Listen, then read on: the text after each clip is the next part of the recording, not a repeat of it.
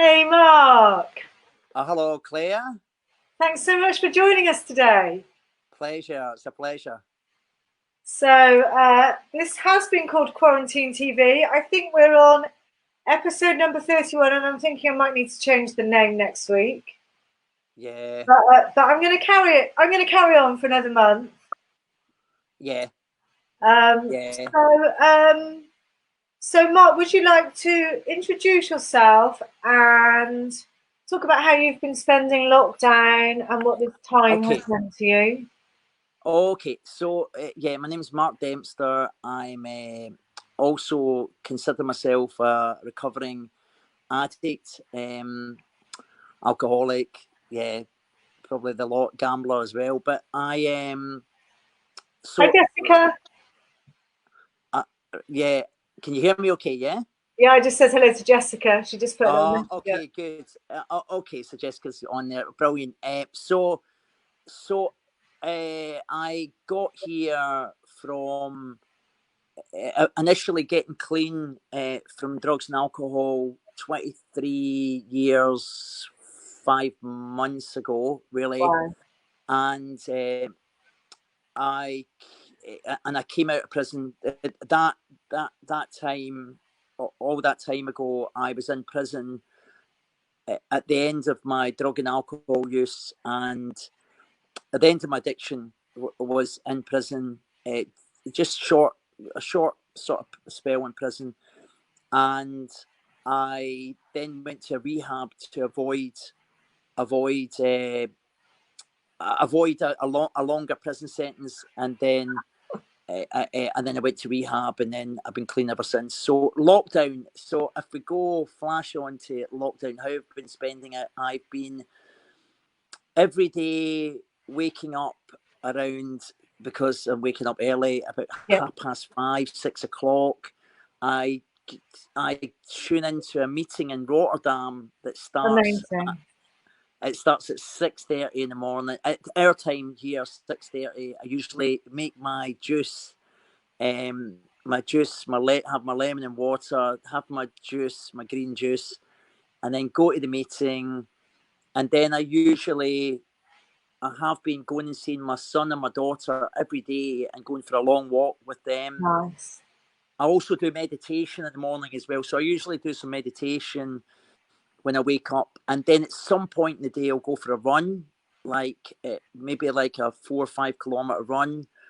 And I usually go to maybe another Zoom meeting later on at night time in Hollywood or something. If there's What an a amazing thing that you can attend meetings all around the world. all over the world, yeah. And basically, and because I've been single again, like I came out of a breakup relationship, so because I've been single again, it's allowed me a couple of things. One is that I don't have to, I'm not sort of, I can go and see my children at any time. I can do more meetings if I want to do more meetings. And so I feel very free at the moment, but I'm also aware that it's interesting, isn't it, how we get sort of accustomed to the situation, that I'm going to sort of go back and start working again from Harley Street next week, and probably more full time. I work for myself, so it's in my own time. I've got my own sort of time constraints and stuff and how I do it, but basically that's that so far. Uh, it's interesting what you say about being single in lockdown because at first I was quite envious of my friends who are in happy relationships. But Yeah, actually, as the weeks have gone on, I've actually really appreciated, like you say, the freedom to do yeah, what I like when I like. Of course, in a happy relationship, one ought to have that freedom. But but anyway, without comparing myself to anyone else, I have appreciated the freedom yeah, during lockdown to do what I want when I want. Also yeah, being self-employed. So I can work as hard as I want or I can be really lazy. yeah, So, yeah. so in your description, I actually described you as an international drug smuggler, former, obviously, international Yeah. smuggler, Yeah, and yeah. dealer, and like, how did you fall into crime, and what was the allure of the criminal lifestyle for you at that time in your life? And yeah, how did you come to be so involved in that? Yeah, I think there's a number of different strands to it. I think one is the influences from childhood as regards criminality was quite normalised within my father's side of the family. So not my mother's side of the family, but definitely my father's side of the family. So I think that's one of the strands is the normalization of it from a young age Yeah, in myself, in my psyche. That so that makes the leap not that big when you do it later on. yeah. Started to like steal and stuff when I was really young. Like I think stealing from my dad's and stealing from news agents and stuff like this happened really young, like 10, 11. Well, really before that, to tell you the truth. So the thrill, the sense of danger, coupled with, I think, being a really adrenalized child anyway. So being somebody who, from a young age, was always looking for attention, from external attention to be validated by peer groups, like when I was a kid, because we were poor and we lived in Glasgow, and it was the 60s and 70s, early 60s, well, mid 60s and early 70s. So I was surrounded with a group of boys who were all little, sort of working class boys who also were from poor families, and we were like left feral in the sort of back streets of Glasgow, really, Mm. where there was lots of alcoholism within the families, lots of addiction related stuff. So that was the sort of backdrop, I think. And I was always seeking danger. I was always doing stuff that was dangerous from young, like jumping off of roofs and jumping between gaps. And Mm. I fell through a roof when I was really young and nearly killed myself, really, and landed and cut, like, had a big scar in my lip where I fell through and I get caught on the roof, the sort of corrugated bit. And then Oh, so from a young age, I remember the feeling of when I made jumps onto the roofs, and the boys all cheered, and cause they used to mm. call me like they'd say, "Go on." My nickname was Demi, so because my name was Dempster, so they'd go, "Yeah, go on, Demi, go and jump." And I would do it, and they would go, "Wow, you're so crazy, you're so crazy." And of course, that was like a drug to me when I was Yeah, young, that attention. So then by the time I got into like smoking weed and dope back then, I got really obsessed with it.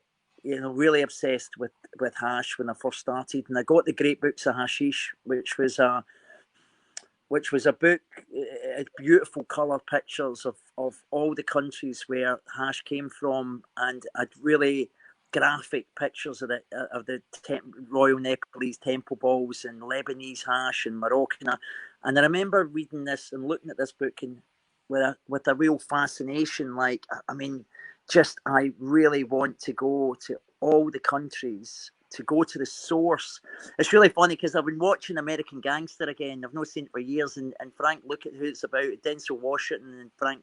The story's about Frank Lucas, and the guy. It was a gangster. I wasn't a gangster at all, but this Frank Lucas was, and in the movie he goes to the north of Thailand, Burma, in the Golden Triangle, the Shan area where heroin's produced, hmm, and I was up there. I went up there on motorbikes and a motorbike, and went right into the sort of jungle, the hill where all the hill tribes were, and that was much later in my addiction. But before all that, there was a thing of um, going to these countries, and then I started to go to like Amsterdam in India and Morocco, and then I started to bring the drugs back, and I got away with it. Like I got through. I kept getting through. I didn't get caught, you know, apart from one time really, and I've done it loads, you know, like lots, and I think it goes with the gambling thing as well. It was a massive adrenaline. I got a real hit from. I got a real hit from the actual going through customs and coming out the other side, and the fear that you're going to be imprisoned. And I also was very, very materially orientated. So it'd be like money. I want to get money, as much money as possible. So there was so many different strands of it, like coming from poverty, money can bring you this choices in life, and then it just carried on. But then, of course, the drugs got. The more I became dependent on certain drugs, especially heroin, more than any, probably alcohol as well to some degree, but definitely heroin, then the more unmanageable I got, and the more also certain groups of people that were involved in it. Like I was involved with people who were INLA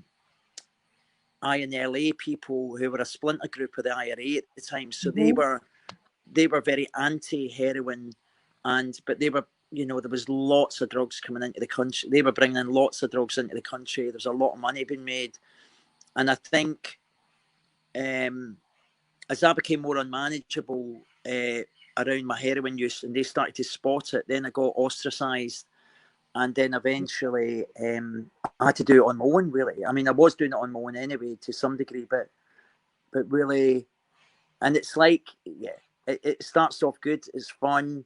It was enjoyable. It was, you know, met a lot of people, had some mad experiences, witnessed loads of corruption in some of these countries where you just paid police and you just, and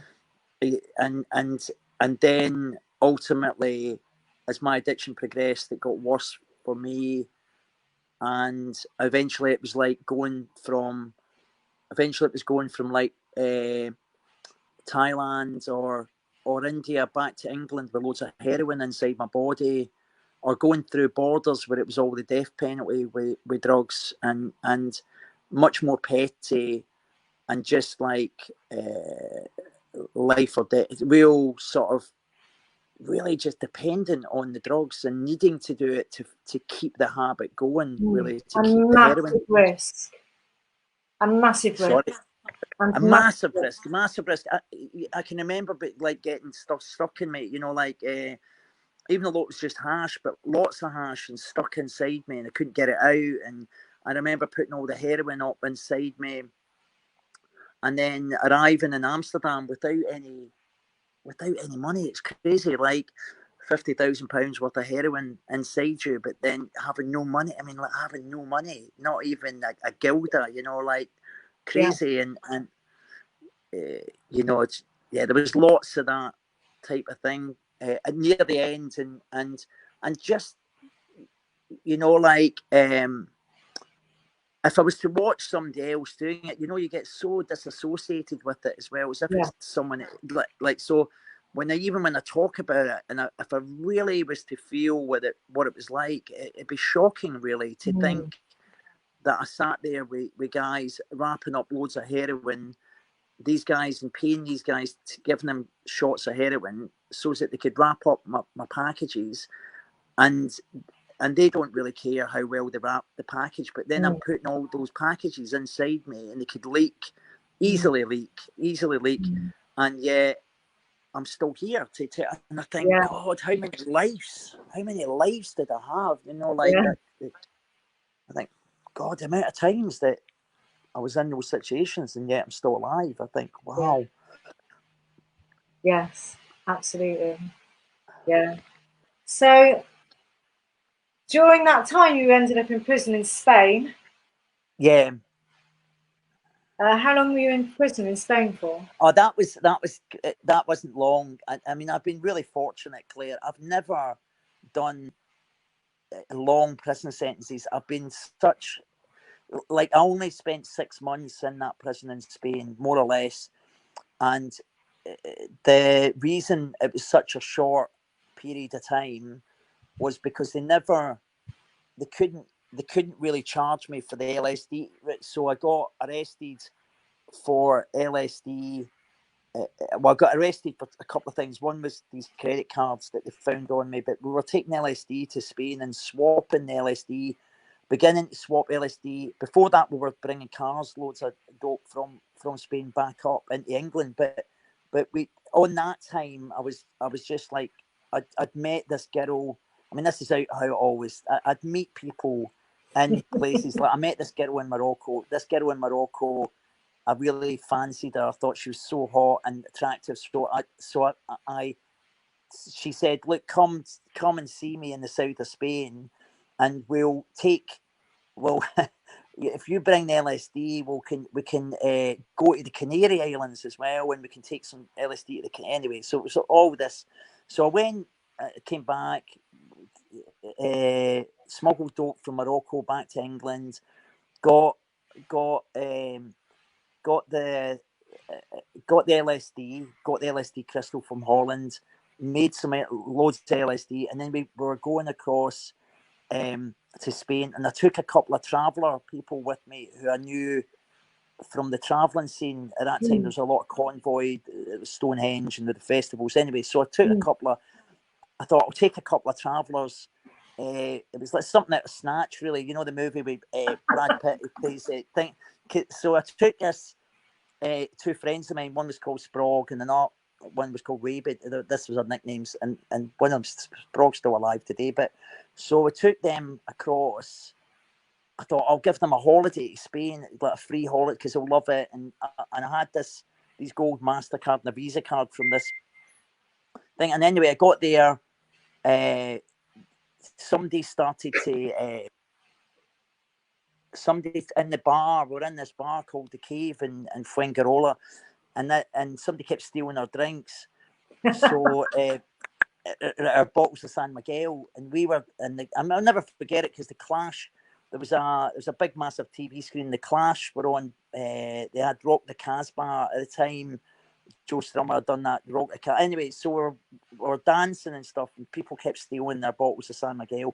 So Sprague said to me, "Mark, give us 50 of them trips." Like I had hundreds of these trips. And she said, give me some of them trips. I just want to, the next. So he ordered 8 bottles of San Miguel, and he flung a couple of trips in each bottle. And right away, so anyway, the people that stole the beer got the acid in the San Miguel, and this younger girl who was like 16, she was there with her 2 brothers. So these were the people who are stealing our bottles all the time, stole the bottles, and she drank some of the beer. She started freaking out. She started to trip out. They sussed out. Anyway, so it turned into this big fight. We got arrested. I got arrested. We all got arrested, and I wound up in this holding cell in Fuengirola for a week.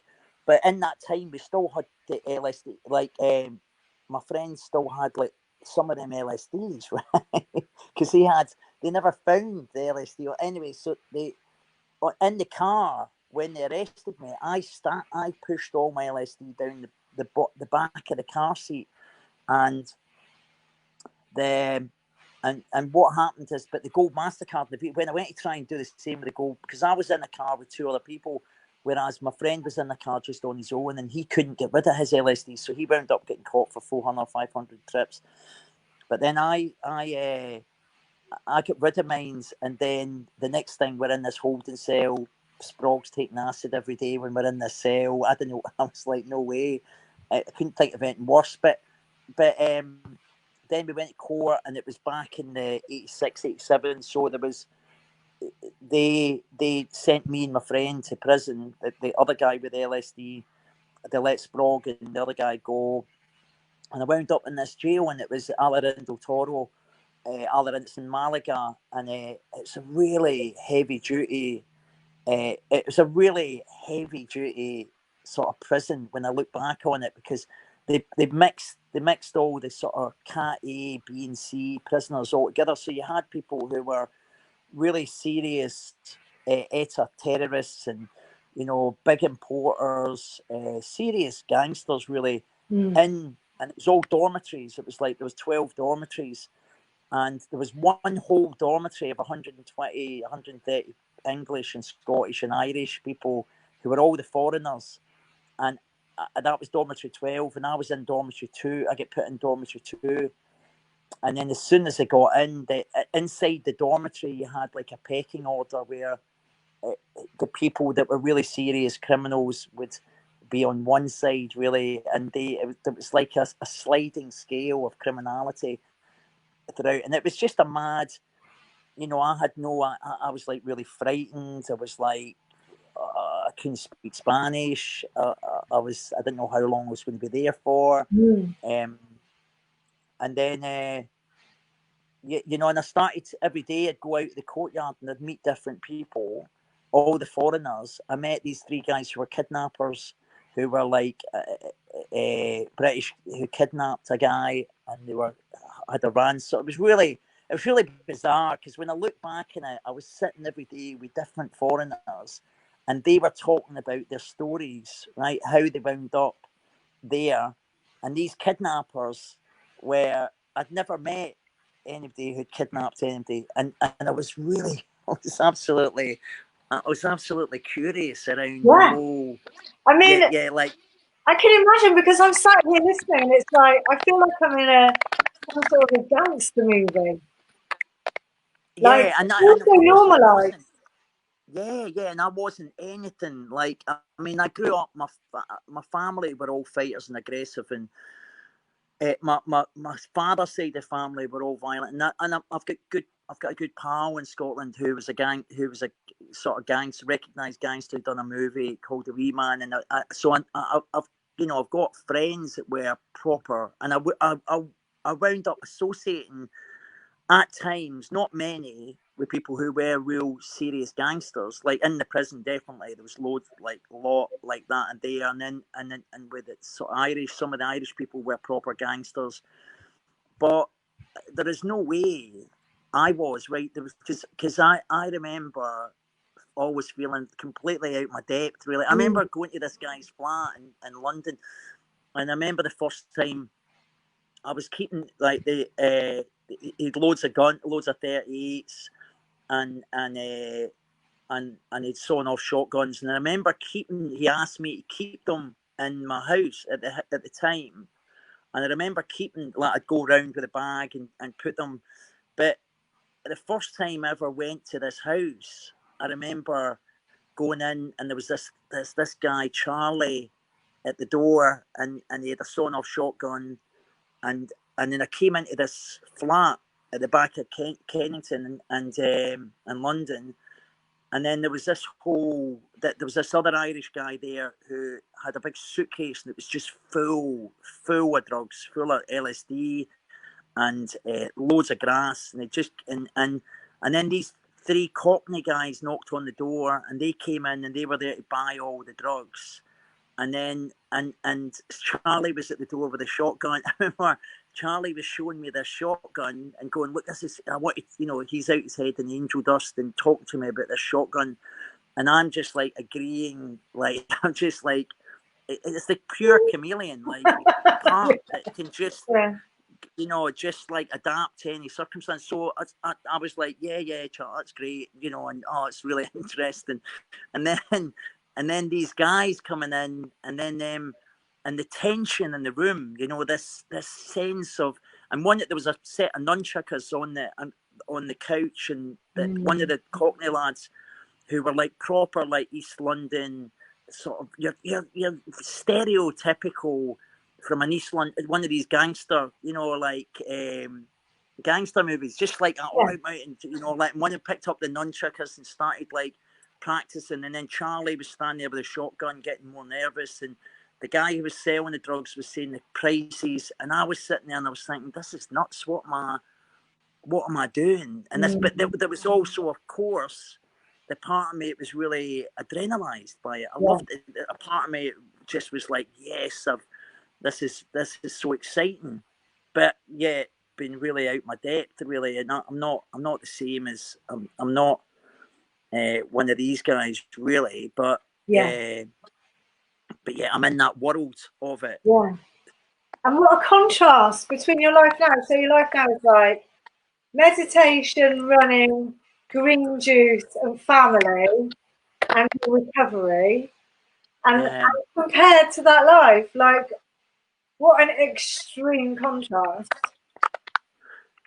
Yeah, and I think that really sums up the program, really, of the 12-step programs. I think, well, it sums up a couple of things. It's the 12-step. I mean, like, everything that has happened to me, I really owe that to being involved in the 12-step program all throughout my recovery. I've stayed really close, always stayed really close to 12 steps, and I still have the same passion and enthusiasm for recovery as I did when I first got clean, which is amazing. I think, my God, how is that possible? That because everything that I used to do, I'd always get bored of it. You know, after a bit of time, I'd need to always get more, or I'd need to top it up somehow. I'd need to get the next hit or the next. So with this, I've always been like really close to it. But also, I think a combination of that, also in meeting the right people at the right time. I met, you know, people that were really early in recovery. I met a really famous musician, and I was only a couple of weeks clean when I met him. I was only like 10 days clean. I met him, and I remembered, and I talked to him, and he was like, and it's crazy because I had a poster of him. I had a poster, the two famous musicians that I had, like the two posters on my wall as a kid of these two famous musicians. One was from Cream and one was from Zeppelin. I both got to know in recovery. Amazing. And one of them specifically was really, really kind at the beginning of my recovery and took time to talk to me at this little event, this like music night in Brixton in '96. So, and you know, and I think also because I'm an addict, right? At the core of me, I've got an addictive personality, which means there's an obsessive part, right? So there is an obsession and compulsion. There was a number of things. There's the hypersensitivity. As we say, you know, sensitivity is when you break the word down, it's sense activity, and we so being somebody that's got a hypersensitivity, I've got that sort of empathy. I feel people's pain very strongly, and I think what happened when I came into recovery, I could really feel when people were sharing. I could really feel their pain. I could really identify that pain as my own pain as well. And also, I found that thing where you find a tribe. I really sensed that I'm part of this tribe. And what was really interesting about it, I think, was I'd always really, from a young age, I went, when I first went to India, I was looking, I went to Rishikesh, which was Maharishi. So where the Beatles had went to, and I went to this ashram called Bed Nikitan, where they'd went to see Maharishi Yogai, and I. So there was always this thing inside me for this spiritual thing as well, like looking for God or looking for a deeper meaning to life, and then the people that I gravitated to were all sort of addicts, really alcoholics, and then there was the gravitation towards like travelers, and then gangsters, and then the gravitation towards smugglers and drug dealers. So when I came into recovery, the people, what I realised is, lots of these people I've got clean and they're in recovery, and I need, because that's the people that I've always gravitated to, and it's really that this is, except now I'm clean, and you know, I remember this woman doing a share, and it was really powerful for me at the London Convention in '97, and there was something happened in this hall where she shared really vulnerable. She was basically saying that she you know, was really frightened to go for an HIV test, and then she waited 2 years before when she got, you know, before she went for an HIV test, and then she found out she was positive. And when she was sharing this on a stage in the London Convention, she broke down in tears, and I like. I was listening to her share, and she started crying in front of about 700 people or whatever it was in that hall. And somebody shouted up to her, "We love you," right? They shouted really quite loud as well, that everybody in the hall could hear it. She shouted, this guy that was right behind me shouted up, "We love you." And I remember feeling in the hall, you know, this is the whole quantum world as well. I love the whole quantum physics mechanic, but you could feel this like energy. Yeah. It was really palpable, being directed to this woman Yeah. on the stage of love. And I remember thinking, oh, this is where really clearly like a spiritual awakening of some sort, like, which I've had many types of spiritual experiences in recovery, but I remember thinking, God, this is exactly where I'm meant to be today at this time. There's nowhere else I want to be in the world, you know. Yes. And I think that's the thing, is finding a tribe. Also, because my personality is something that, so I do extremes. So if I'm going to be clean, I get like super clean. Like, Yeah. oh, okay, I'm going to have a recovery body. I'm going to like green juice. I'm going to have lemon and water in the morning. I'm not going to smoke cigarettes. I'm not going to take sugar. You know, it's like there's always this thing in me. It's like, oh, I want to live longer. I want to physically be well. I want to mentally be well. I want to learn. I want to emotionally develop. I want spiritual. I want to, like, every area of recovery, physically, you know, the pies thing, physical, intellectual, emotional, and spiritual. Like, I want to Yeah. develop in those areas. Yeah. Totally. Like, I want to experience everything that life's got to offer. And if my physical vessel to be in this world is my body, then of course I need to look after that. Of course I need to hydrate, alkalize, eat loads of fresh fruit and vegetables, because otherwise how am I going to enjoy my experience of being in the physical realm? Yeah, exactly. Yeah. Exactly. And also, like, once you get in touch with that, with the spiritual realm, and I was talking to this about someone yesterday, because a friend actually came for a cup of tea yesterday, and we sat out in the garden here, and we had a picnic rug each, and she hasn't spoken to anyone apart from her husband for 10 weeks, face to face. And we were talking about the spiritual realms, and our experience of them. And, you know, for those of us who are not essential workers, and who have been locked down all this time, like, it's been a wonderful time to experience that, hasn't it? And that can never get boring. It's infinite. Yeah.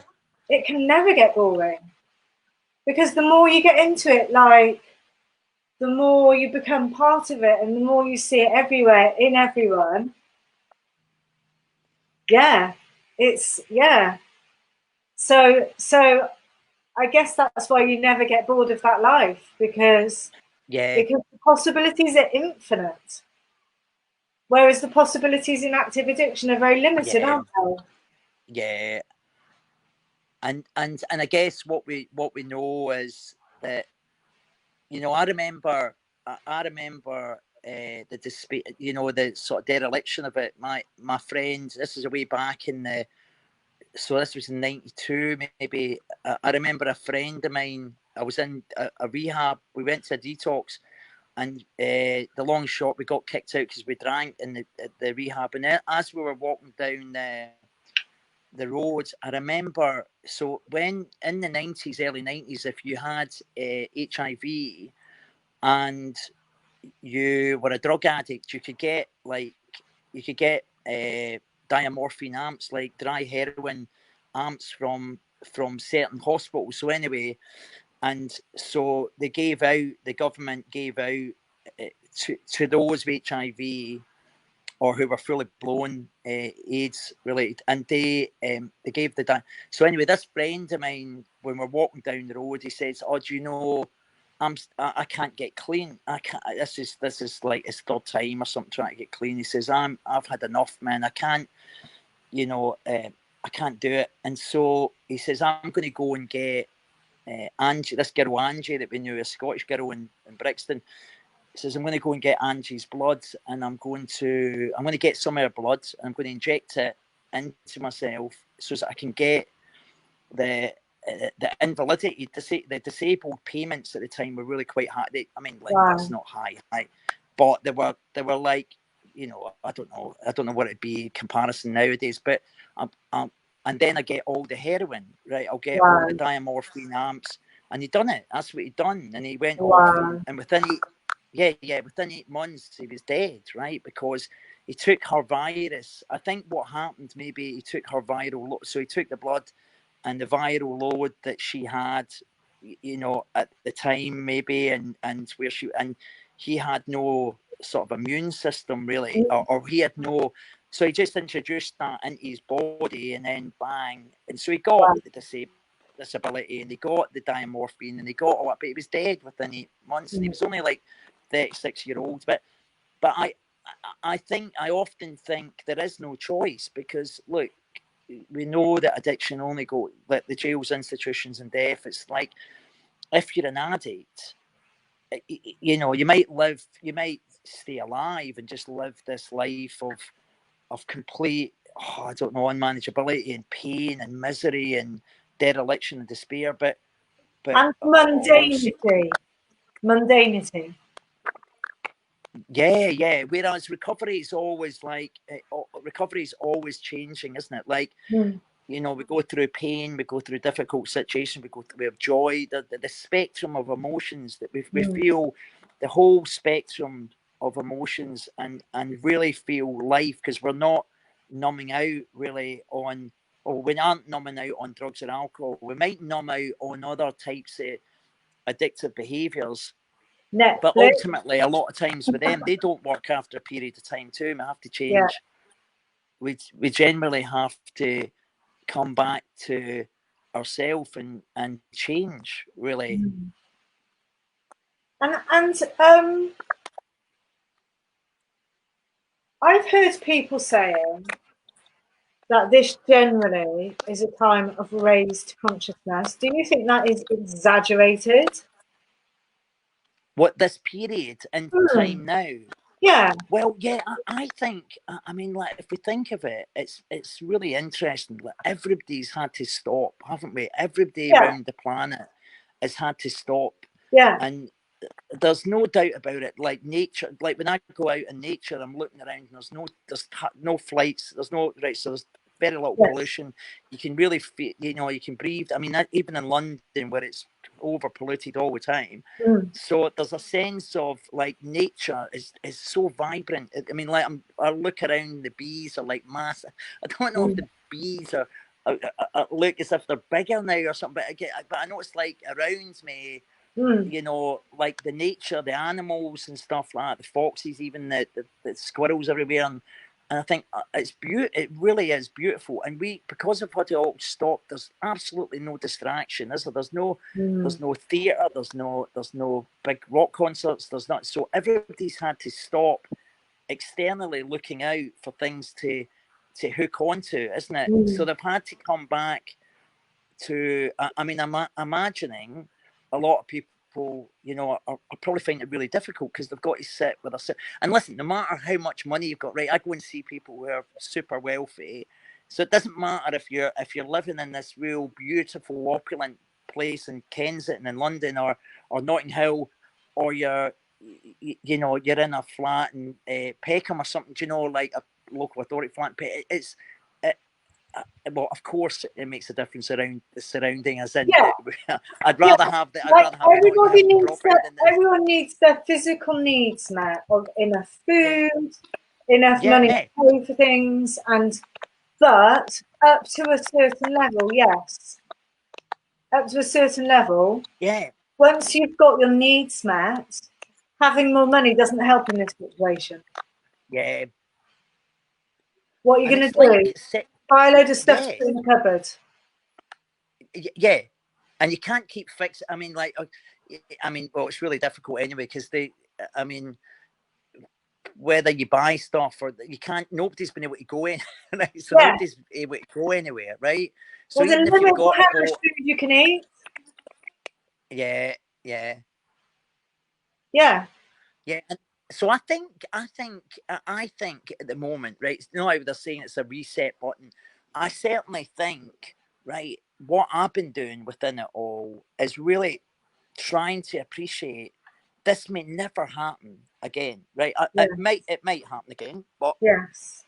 it may never happen again. Mm. This situation, and when I'm walking with, say, my children for a walk, I'm trying to really like be in the moment of, wow, this is so amazing that this opportunity, this whole thing's gave me the opportunity to establish this other relationship in my, well, it was not another relationship, but just a deeper bond Yeah. with my children, Yeah. that and and that is so precious, you know, Yeah. like you can't, because Seneca, not, you know, the Stoic from Rome, he talks about this all the time, and I mean, 2000 years ago he was talking about this. No matter, you know, wisdom, what's the definition of true wisdom, is like knowing that all this stuff around us doesn't fix us, no matter how much money, no matter how much fame, prestige, kudos, no matter how many books we sell, no matter how much money we've got, you know, it doesn't, that's, you know, it's about being comfortable with yourself, isn't it? Yeah. And being like, without all that stuff as well, being like, okay, Yes. if I lose, if I've got nothing, and am I still okay Mm. without any of that stuff? Yeah. And I know for me, like, my kids are adults, so I've spent less time with them during lockdown. Um, but but for me, we've had conversations which we've never had before, because we've talked about Yeah, the things that matter, because we've had time. And the same with my brother. Like, my brother's in Los Angeles, and yeah, our normal communication is 5 minutes on FaceTime, and then he's rushing off because he's very busy at work. Whereas during lockdown, it's been like an hour on FaceTime, yeah, talking about what matters, not the superficial stuff. And I feel like deepening those relationships makes life so much richer. yeah, Much richer than my usual way of living, which is to rush around from one thing to the other, earning money, having experiences, and buying pretty things, really. yeah, yeah, It's a completely different experience. yeah. And And I get, no, go ahead, Claire, go ahead. actually being in nature, like, I never in my life have time to go for a walk. I haven't been for walks for years and years and years because I don't have time. And now I go for Yeah, walks for hours regularly. But yeah, like, actually just being there and appreciating how it feels to be standing amongst ancient trees with the sunlight coming through, looking yeah, yeah, through to the view. I don't think I've done that since I was a kid. yeah. No, yeah, and I've not. Honestly, I don't think I've done. I don't think I've done much of this really in record. I mean, like I've went for walks with partners and stuff, and yeah, I've done that, but I've not done the, like, yeah, the frequency of walking around that I've been doing now, and the connection with my kids, because it's always been to some degree like, okay, I've got to get them, I've got to like get back to the house, we're going to do Yeah, this, we're going to eat some food. There's like there's a sort of agenda always going on of yeah, what's next, what's next, what's next. yeah, And I think this is, yeah, because there isn't something next. Well, you can make things. Of course, you can create. I've got to do this next thing. I've got to do it, but really, the whole world's on like lockdown, so there is no sense of urgency apart from what you make up yourself. Yeah, you know that you may yeah, create. it's very interesting that, and it took me weeks to stop having that feeling of urgency in myself. Weeks. Yeah. To realise, like, if I haven't done the washing up, it doesn't matter. Like, I can do it later or I can do it tomorrow. Yeah. Like, it isn't a massive deal. I don't have to rush around all the time. There's loads of time.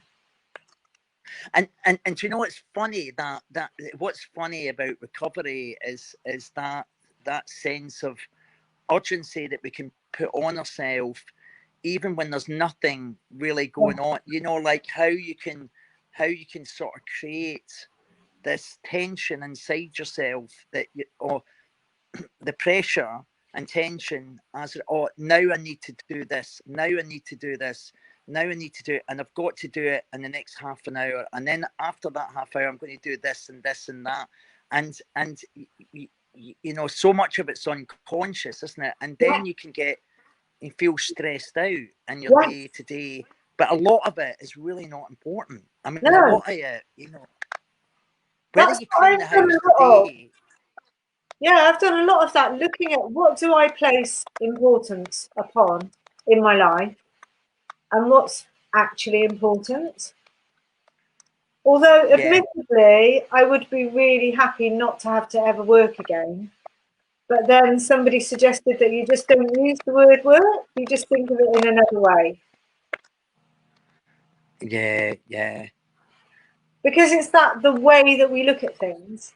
Obviously, we're in a very privileged position that we've got enough.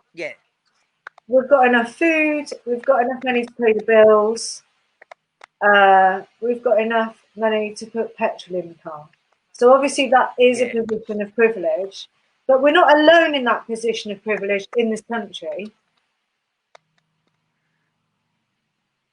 Yeah. And then also the thing of what can I do to help other people who aren't having such a good time? Yeah, what can I do?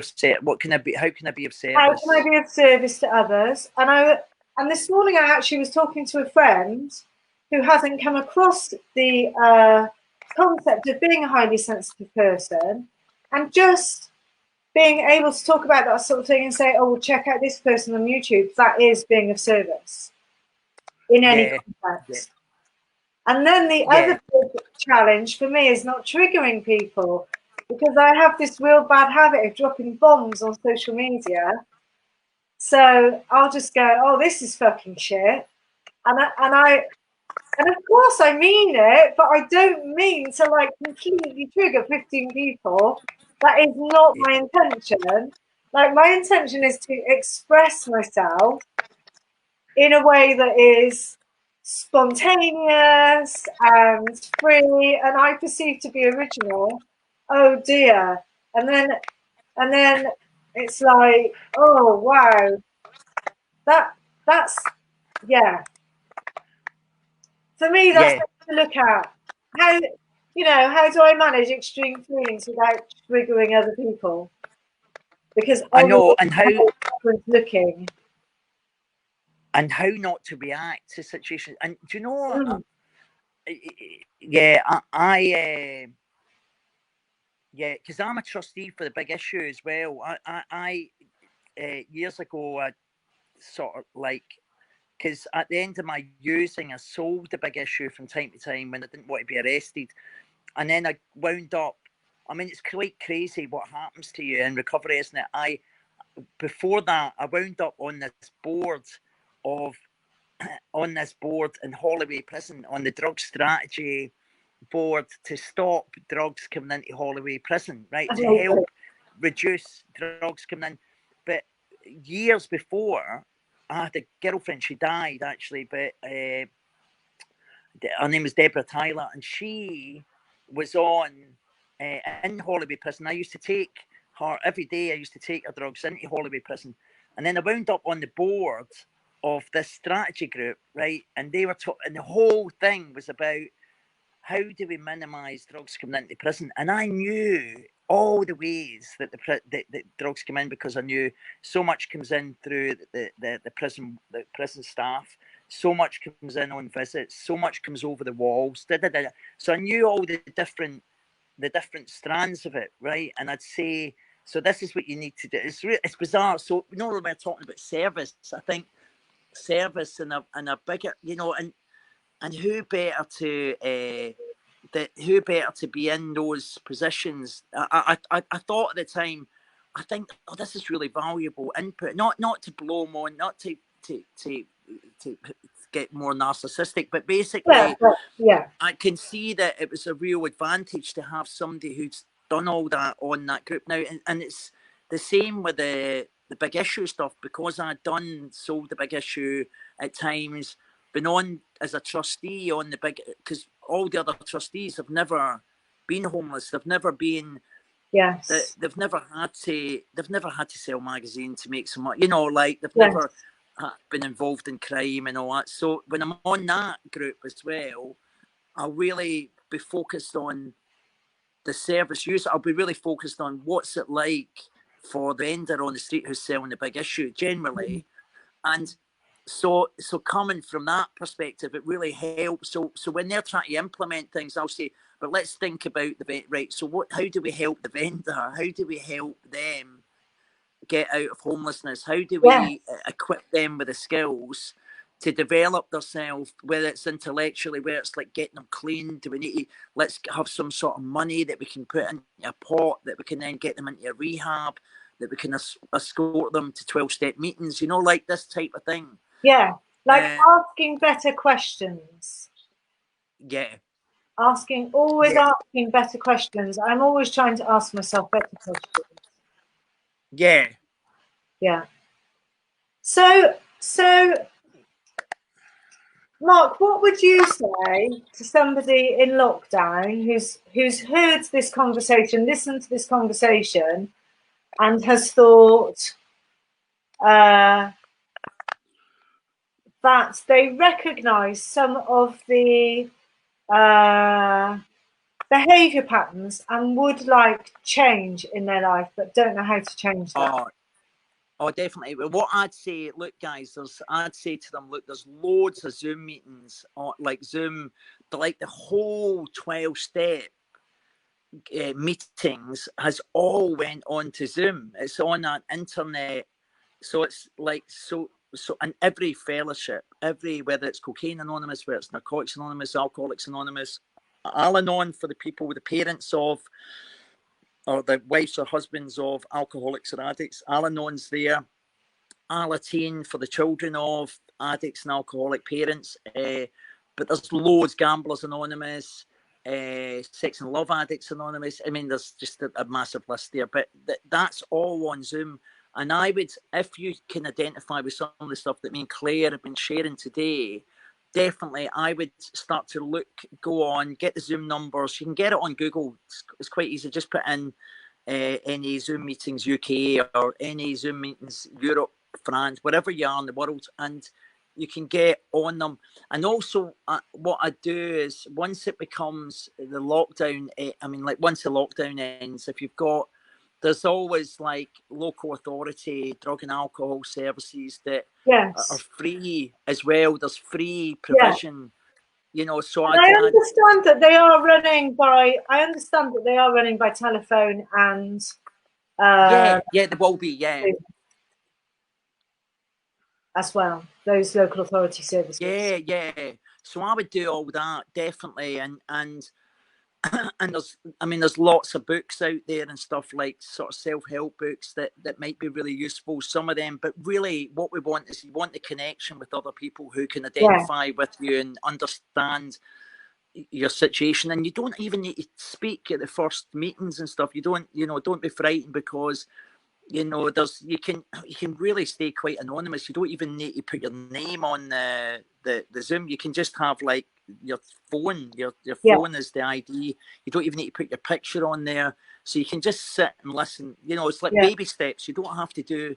So slowly but surely you can introduce yourself to it. And I think it's really important because, listen, amongst, you know, this time can be really difficult if you're on your own, you've got some sort of addiction problem, you feel that there's no hope, that there's no way out of it. But believe me, there is a way out of it. There is a way.